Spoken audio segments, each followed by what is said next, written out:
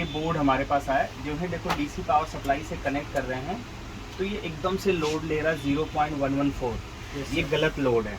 Same ऐसा ही board देखो एक और हम रिपेयर कर रहे थे तो ये लगभग 40 से 50 मिली एम्पियर वैसे भी हमने बताया है, डीसी पावर सप्लाई के लोड दिखाया बताया है उसके असला।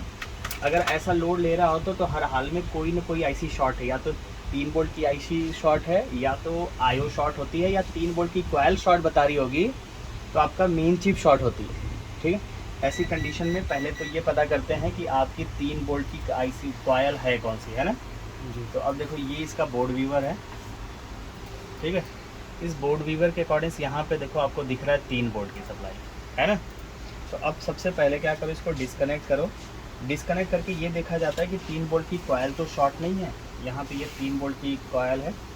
ग्राउंड के रेस्पेक्ट में बीप रेंज में चेक करिए बीप कर रहा है कि नहीं कर रहा है।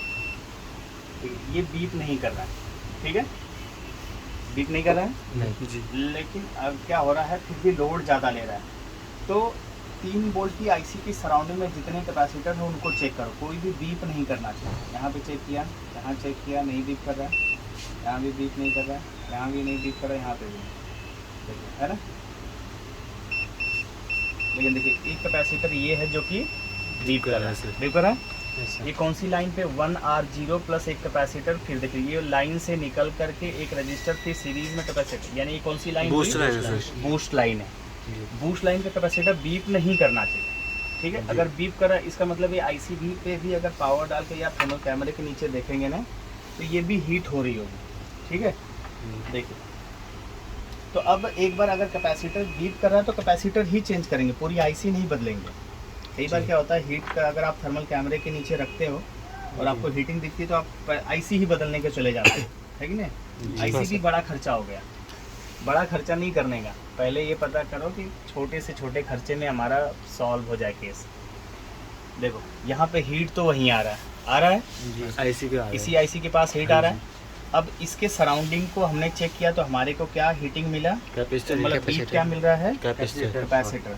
ठीक है, तो हमारे पास ये सेम बोर्ड है, इसमें से कैपेसिटर यूज़ कर लेंगे। इसका कैपेसिटर निकाल करके हम इस पे लगा लेंगे। ठीक है जी। सो एक बार इसका कैपेसिटर भी हम चेंज करते हैं। ये हमारे पास है ये कैपेसिटर। अगर इसको ध्यान से देखें ना तो इसके ऊपर देखें, दिख रहा है हल्का सा यहाँ क्रैक दिख रहा है आप लोगों को जी जी। अगर ध्यान से देखें ना तो मेरे को दिख रहा है इस माइक्रोस्कोप, थोड़ा और जूम करके देखें, थोड़ा सा चीज़ें चेंज तो दिख रही है।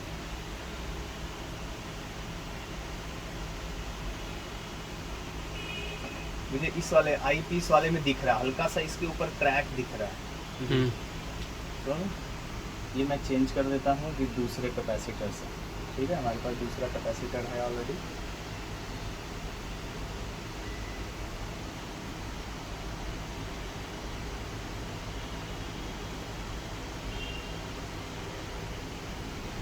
चेंज कर दिया। अब आप दोबारा देखिए क्या ये बीप कर रहा है या नहीं कर रहा है। मल्टीमीटर से पहले हमने चेक किया था तो बीप कर रहा था जी, है ना। बीप हट गया जी। ठीक है, एक प्रॉपर लोड आ गया, बीप हट जाने का मतलब ये शॉर्टिंग हट गई। अब अगर आईसी भी हीट नहीं करेगी, अगर आप देखेंगे थर्मल कैमरे के नीचे रख करके तो आईसी हीट नहीं करेगी। इसलिए टूल्स होना बहुत ज़रूरी है, और टूल्स होने के साथ साथ आपको एकदम से जल्दबाजी नहीं करनी है। आपने टूल्स पे पैसे खर्च कर दिए तो आईसीओ पे ज़्यादा खर्च नहीं करना है, इस बात का ध्यान रखना है। ठीक है, हम लोग यही ध्यान रखते हैं कि टूल्स पे इतना खर्च कर दिया तो आईसी पे काहे को इतना खर्च करना है। देखो अब ये थोड़ा लाइट जल रही है, इस मॉडल में लाइट जल गई प्रॉपर जी। लोड भी कम होगा सर। हाँ, अब देखो चालू करते हैं, ट्रिगर भी हो गया, सही लोड ले रहा है। 1 एम्पियर गया, फिर नीचे आया, फिर 1400 गया, फिर नीचे आया। तो हमने बताया ना माउंटेन या मनी बनना चाहिए जी सर, एम बना है ना। रीडिंग्स का बताया, डीएसओ कनेक्ट कर लिया हमने। कनेक्ट कर लेते एक बार ये हटा दें, हमारा थोड़ा ये डीसी पावर सप्लाई में लूज़ है। ठीक है, इस वजह से हमारे नीचे रखते ही ये बंद हो गया था। ठीक है, नीचे रखते ही बंद हो गया।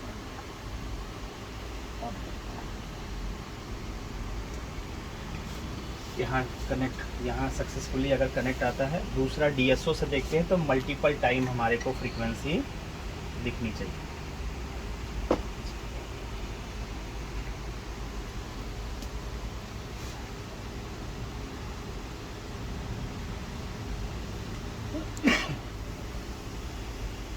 देखो यहाँ कनेक्टेड आ गया, USB कनेक्टेड आकर के हट गया। ठीक है, successfully connected to your computer. ठीक, इसका मतलब है कि ये बोर्ड हमारा क्या हो गया, चालू हो गया। चालू। क्लियर।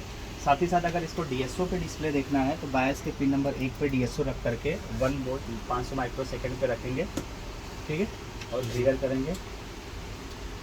इस वाले बोर्ड में डिस्प्ले नहीं आ रहा है, इसमें केवल एक बार फ्रीक्वेंसी, 2 बार फ्लिकर हो रही है, उसके बाद कोई फ्रीक्वेंसी जनरेट नहीं हो रही।